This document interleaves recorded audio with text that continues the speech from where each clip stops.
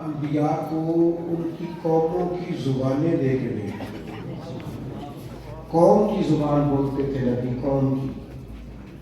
آج تبلیغ دین کرنے والوں کو بھی قوم کی زبان بولنی چاہیے۔ ان کو سمجھنا چاہیے کہ قوم کیا چاہتی ہے، کیا سمجھتی ہے، کس پہ رائے میں بات ان تک پہنچانی۔ قوم کی زبان میں قوم سے گفتگو کی جائے، لوگوں سے ان کی عقلوں کے مطابق بات کرو، نہ کہ اپنی عقل کے مطابق۔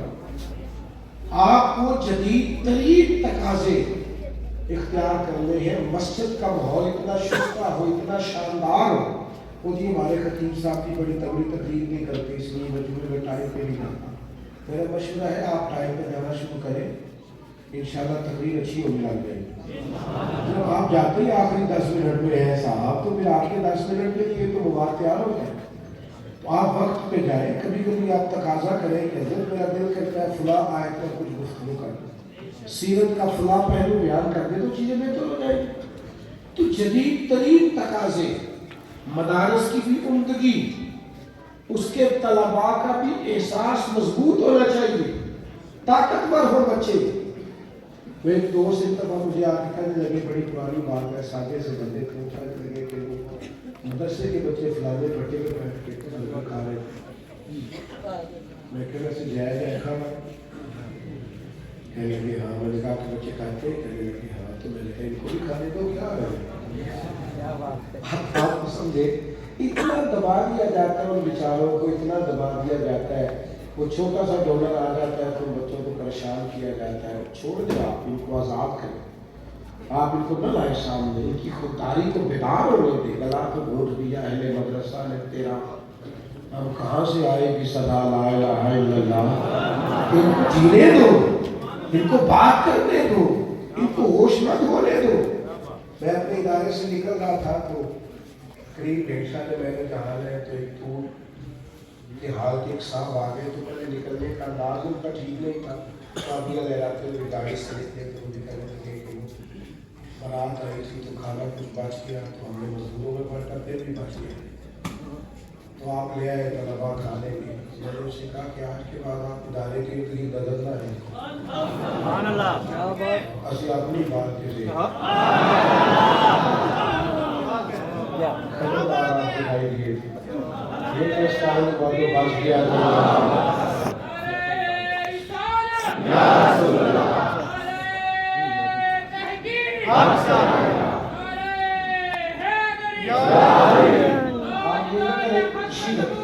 زندہ آباد، زندہ آباد۔ تقاضوں کو سمجھیں، استحصال نہیں کریں۔ تیسری گزارش مسئلہ ختم نبوت میں، میں بھی سن رہا تھا بات تو میرا دل خوش ہو رہا تھا۔ جو سوال ہمارے بچوں کے ذہنوں میں بعد میں پیدا ہونے کے جواب پہلے کیوں نہ دیں؟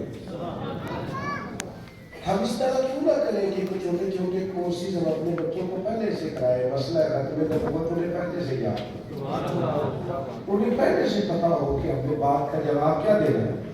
وہ بعد میں جب بیچارے کسی کے ہتھے چڑھ جاتے ہیں، جب ان کو کوئی گمراہ کر دیتا ہے، کبھی کو لفظی لے جاتا ہے، کبھی کو خارجی لے جاتا ہے، کبھی کو معاذ اللہ قادیانی کام کرتا ہے، پھر آپ کو خیال آتا ہے تو بچوں کو سوال کرتے دیں، ان کو بات کرنے دیں۔ آپ پہلے سے ان کو سمجھائیں، ان کو قائل کریں، ان کو کچھ ساری چیزیں پہلے سے پڑھائیں۔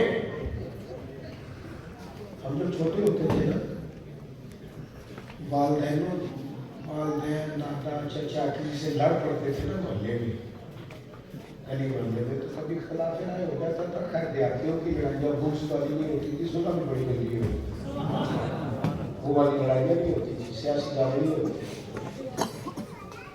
لڑ پڑتے تھے نا تو کوئی آ کے کبھی گلی میں کھیل رہے ہوتے تھے تو کہتا تھا نا کہ ذرا اندر سے کسی کو بلانا، تو ہم کہتے تھے کہ اسی لیے نہ جا رہا، اسی لیے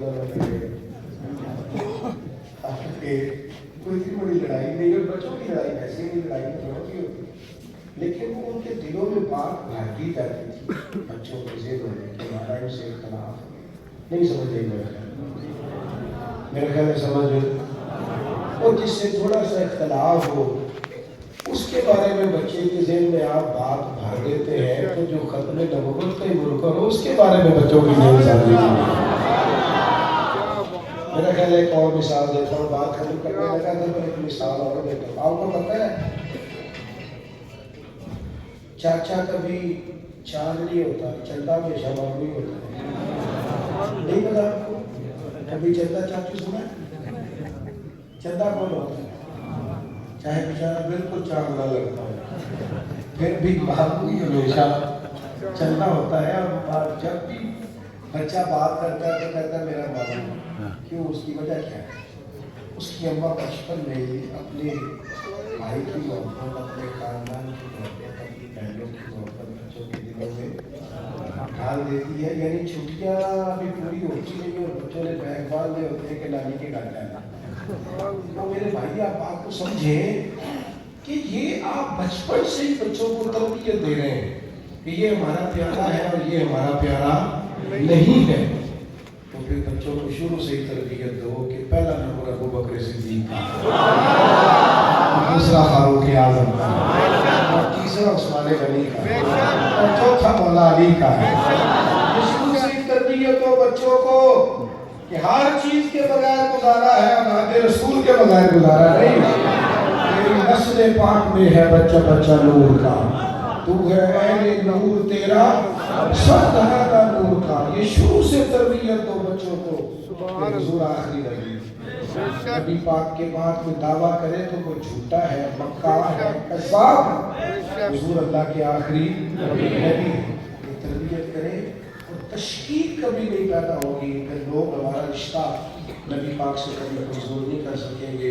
अल्लाह के हुजूर दुआ करता हूँ इस मुख्तसर वक्त में जो चाहे गुजारिशां कर सका वो अल्लाह कबूल फरमाए। बात करते या सब निशानी से कहीं भूल गया हो तो अल्लाह मुझसे दरगुजर आखिर